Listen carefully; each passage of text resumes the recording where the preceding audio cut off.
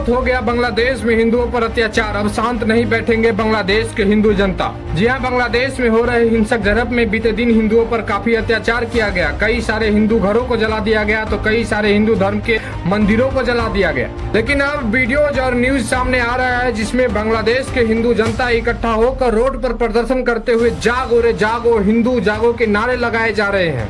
कई सारे जगहों पर लोग ताली बजाते हुए जय श्री राम के नारे लगाए जा रहे हैं तो कई सारे लोग बैठकर दोनों हाथों को फैलाते हुए हरे कृष्णा कृष्णा कृष्णा हरे हरे, हरे रामा रामा रामा हरे हरे भजते हुए ऐसा लग रहा है कि अब वहाँ का हिंदू जाग गया है।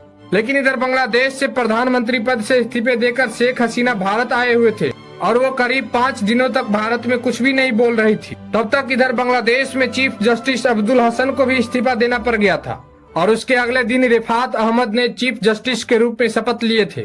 लेकिन तब इधर भारत में छठे दिन शेख हसीना ने ये बयान दिया कि हमारी सरकार को नीचे गिराने में अमेरिका का हाथ है।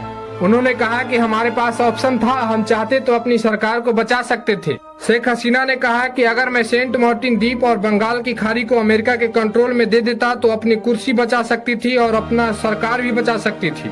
लेकिन उन्होंने कहा कि मैंने ऐसा नहीं किया। उन्होंने कहा कि अमेरिका इस सेंट मार्टिन द्वीप पर अपना मिलिट्री बेस बनाना चाहता था। उन्होंने अपने बांग्लादेशी लोगों से यह अपील की कि कट्टरपंथियों के बहकावे में न आए और उन्होंने ये भी कहा कि हम बहुत जल्द ही बांग्लादेश वापस आएंगे। हालांकि शेख हसीना के इस बयान के बाद इस आर्टिकल में लिखा गया है कि अमेरिका ने बांग्लादेश के खिलाफ ऐसी कोई चाल नहीं चला है। सेंट मार्टिन द्वीप करीब 3 वर्ग किलोमीटर का ये द्वीप है। यह म्यांमार से 6 मील दूर है। लेकिन शेख हसीना के इस्तीफे के 7 दिन के अंदर अंदर बांग्लादेश में कई सारे हिंसक झड़प में हिंदुओं पर काफी अत्याचार किया गया। लेकिन उस वक्त बांग्लादेश के हिंदू कुछ बोल नहीं रहे थे। लेकिन अब ये न्यूज और वीडियो सामने आ रहा है जिसमें कई सारे लोग इकट्ठा होकर रोड प्रदर्शन कर रहे हैं।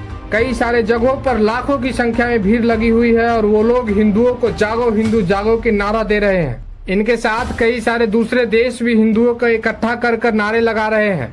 लेकिन अब इस तमाम न्यूज और वीडियोज सामने आने के बाद ऐसा लग रहा है कि शायद अब बांग्लादेश के हिंदू जग गया है।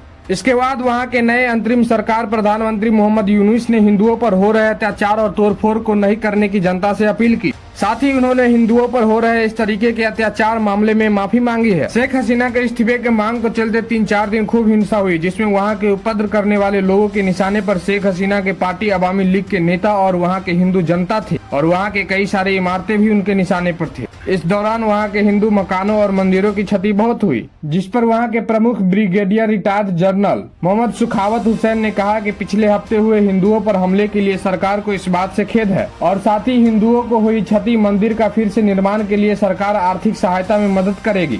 और इसके बाद सखावत हुसैन ने ये भी कहा कि जन्माष्टमी, दुर्गा पूजा और अन्य पर्वों को उत्साह पूर्वक मनाया जाए, इसके लिए गवर्नमेंट उसके लिए सिक्योरिटी का व्यवस्था करेगी। उन्होंने कहा कि बीते दिन आंदोलन में जितने भी अस्त्र शस्त्र हथियार यूज किया गया है, जिसमें से पुलिस कर्मियों का हथियार लूटा गया है, उन सभी हथियार को अपने नजदीकी थाने में जमा कर दिया जाए, नहीं तो गवर्नमेंट तलाशी अभियान चलाएगी और तब जिसके पास हथियार पाए जाएंगे उन पर कानूनी कार्रवाई की जाएगी। वैसे वहां के हिंदू अपनी सुरक्षा की मांग को लेकर अभियान चला रहे हैं। देखिए कब तक ये कंट्रोवर्सी शांत होता है। लेकिन ऐसे सिचुएशन में पल पल स्थिति बदलती रहती है। देखिए आगे क्या होगा।